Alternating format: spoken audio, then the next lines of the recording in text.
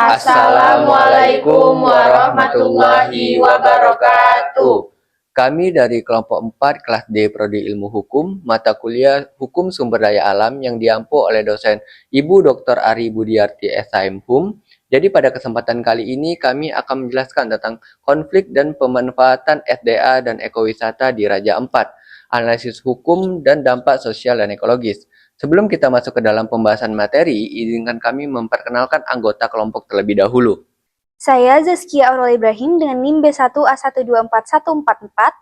Saya Raja Atoila Mufid dengan NIM B1A124145. Saya Zafira Salsabila dengan NIM B1A124151. Saya Sabita Naila dengan NIM B1A124152. Saya Muhammad Repki Saputra dengan NIM B1A124171.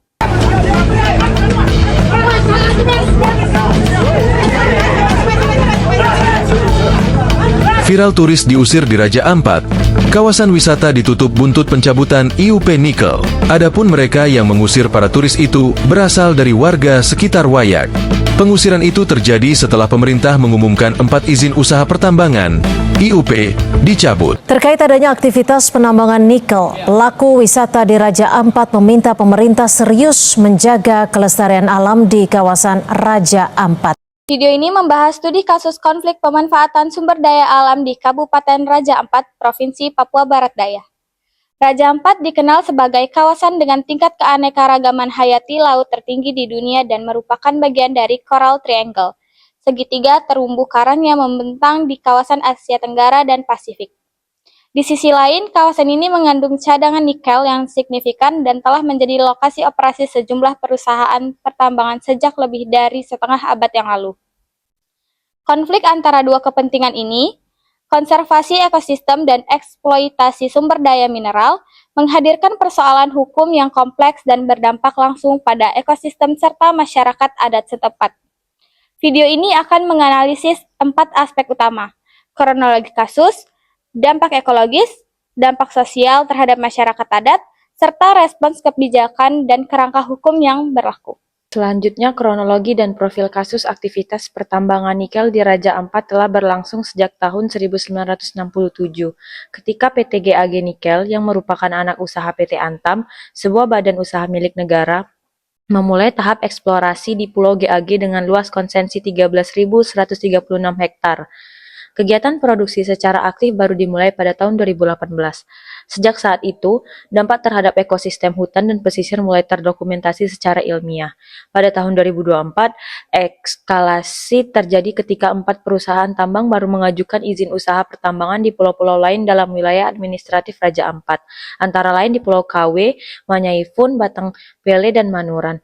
Penolakan dari masyarakat adat setempat dan organisasi masyarakat sipil, termasuk Greenpeace Indonesia dan Aliansi Jaga Alam Raja Ampat, memuncak pada Mei 2025. Bertepatan dengan penyelenggaraan Indonesia Critical Minerals Conference di Jakarta. Sebagai respon di atas tekanan publik dan advokasi hukum yang intensif, pemerintah melalui Kementerian SDM mencabut 4 izin usaha pertambangan milik perusahaan swasta pada Juni 2025. Namun demikian, izin operasi PT GAG Nikel selaku BUMN tidak nurut dicabut, sehingga menimbulkan pertanyaan akademis mengenai konsistensi penerapan prinsip kesetaraan di hadapan hukum. Analisis kasus ini tidak dapat dilepaskan dari kerangka hukum yang mengaturnya.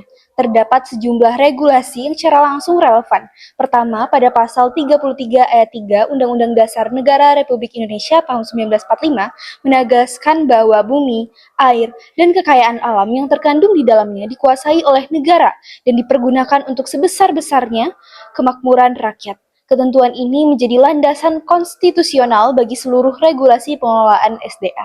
Kedua, Undang-Undang Nomor 1 Tahun 2014 tentang perubahan atas UU Nomor 27 Tahun 2007 tentang pengelolaan wilayah pesisir dan pulau-pulau kecil. Pasal 35 huruf K Undang-Undang ini secara eksplisit melarang kegiatan penambangan mineral pada wilayah yang apabila secara teknis, ekologis, sosial, dan atau budaya menimbulkan kerusakan lingkungan atau pencemaran lingkungan. Ketentuan ini merupakan dasar hukum utama penolakan aktivitas tambang di pulau-pulau kecil Raja Ampat. Ketiga, Undang-Undang Nomor 32 Tahun 2009 tentang Perlindungan dan Pengelolaan Lingkungan Hidup mewajibkan setiap usaha yang berdampak penting terhadap lingkungan untuk menyusun analisis mengenai dampak lingkungan atau AMDAL sebagai syarat perolehan izin lingkungan. Dalam kasus Raja Ampat, transparansi dokumen AMDAL menjadi salah satu persoalan yang dipersoalkan oleh berbagai pihak. Keempat, putusan Mahkamah Konstitusi Nomor 35 PUU 2023 yang mempertegas larangan pertambangan di pulau-pulau kecil semakin memperkuat argumen yuridis terhadap penghentian operasi tambang di Raja Ampat. Pada tataran hukum internasional, Deklarasi PBB tentang Hak-Hak Masyarakat Adat atau UNDRIP menetapkan prinsip free, prior, dan informed consent, disingkat menjadi VFPIC, sebagai standar minimum yang harus dipenuhi sebelum setiap proyek yang berdampak pada wilayah dan juga kehidupan masyarakat adat dapat dilaksanakan. Selanjutnya, dampak ekologis terhadap sumber daya alam. Berdasarkan data yang dikompilasi oleh Greenpeace Indonesia dan didukung oleh studi Walhi Papua Barat tahun 2019, aktivitas pertambangan nikel di 3 pulau utama, Pulau Gak, KW, dan Manura telah mengakibatkan degradasi ekosistem yang signifikan. Secara kuantitatif, lebih dari 500 hektar hutan dan vegetasi alam telah mengalami konversi lahan akibat pembukaan area tambang. Hilangnya tutupan vegetasi ini memiliki konsekuensi ekologis berlapis. Pertama, dari aspek ekosistem, terestrial deforestasi menyebabkan hilangnya habitat bagi spesies endemik, menurunnya kapasitas penyerapan karbon, serta memperparah resiko erosi dan longsor di kawasan berbukit. Kedua, dari aspek ekosistem laut, kegiatan pengurungan tanah menghasilkan sedimentasi yang terbawa melalui aliran sungai dan arus laut ke perairan sekitar pulau. Proses sedimentasi ini mengakibatkan peningkatan keruan air laut yang menghambat penetrasi cahaya matahari ke kolam perairan. Sebuah kondisi secara langsung mengganggu proses fotosintesis zooxanthellin, yaitu alga simbiotik yang menjadi sumber nutrisi utama bagi organisme terumbu karang. Apabila kondisi ini berlangsung dalam jangka waktu yang berkelanjutan, dapat terjadi fenomena coral bleaching atau pemutihan karang, yang dalam kasus ekstrim berujung pada kematian ekosistem terumbu karang secara permanen. Mengingat bahwa Raja Ampat menjadi habitat bagi 75% spesies terumbu karang di seluruh dunia, kerusakan pada ekosistem ini tidak hanya berdampak secara lokal, melainkan memiliki implikasi terhadap konversi keanekaragaman hayati laut secara global. Selain itu, terumbu karang, keberadaan mata rai di selat salah satu titik diving unggulan di Raja Ampat juga terancam secara tidak langsung melalui gangguan terhadap rantai makanan dan kualitas habitat kuantitatifnya. Selanjutnya, dampak sosial terhadap masyarakat adat. Di luar dimensi ekologis, konflik tambang di Raja Ampat memiliki implikasi sosial yang serius, khususnya terhadap masyarakat adat yang secara historis dan kultural terikat dengan ekosistem setempat. Masyarakat adat di wilayah Raja Ampat mengenal sistem pengelolaan sumber daya alam yang dikenal sebagai sebutan sasi, sebuah peranta adat yang melarang pengambilan komoditas tertentu dari alam seperti teripang, lobster, dan karang dalam kurung waktu tertentu guna memungkinkan pemulihan populasi secara alami. Sistem ini merupakan bentuk lokal ecological control atau pengetahuan ekologis lokal yang telah teruji secara empiris selama berabad-abad. Kehadiran aktivitas pertambangan berpotensi mengganggu keberlanjutan sistem sasi melalui dua mekanisme.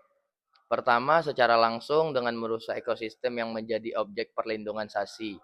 Kedua, secara tidak langsung dengan memperkenalkan struktur ekonomi ekstraktif yang berbasis upah tetap berbeda secara fundamental dengan sistem ekonomi subsisten dan komunal yang selama ini berlaku. Dari perspektif hukum hak asasi manusia, persoalan yang mendasar adalah terkait dengan prinsip FPIC atau Free Prior and Informant Consent. Prinsip ini sebagaimana diatur dalam deklarasi PBB tentang hak-hak masyarakat adat tahun 2007 yang telah diratifikasi oleh Indonesia, mewajibkan adanya persetujuan masyarakat adat yang bersifat bebas diberikan sebelum pelaksanaan proyek dan berdasarkan informasi yang memadai. Berbagai laporan dari organisasi masyarakat sipil mengidentifikasikan bahwa prinsip FPIC tidak diterapkan secara konsisten dalam proses penerbitan izin tambang di Raja Ampat, sehingga menjadi salah satu dasar gugatan hukum dan advokasi yang dilakukan oleh masyarakat adat dan pendampingnya.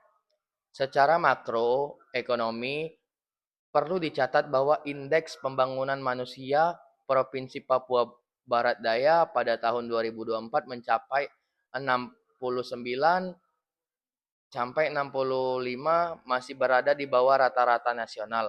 Kondisi ini menunjukkan bahwa manfaat ekonomi dari eksplorasi sumber daya alam belum terdistribusi secara merata kepada masyarakat lokal.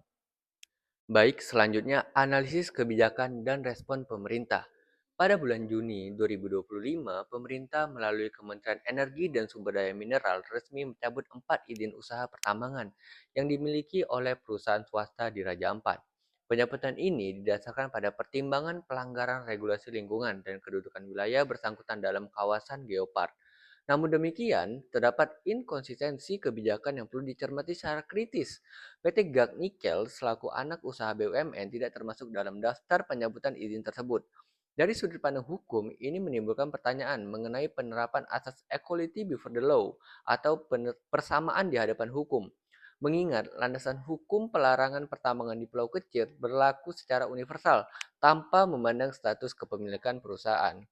Putusan Mahkamah Konstitusi Nomor 35 Pengujian Undang-Undang 21 2023 yang mempertegas larangan tambang di pulau-pulau kecil secara yuridis memperkuat argumen bahwa seluruh operasi pertambangan di kawasan tersebut termasuk yang dilakukan oleh BUMN seharusnya tunduk pada ketentuan yang sama.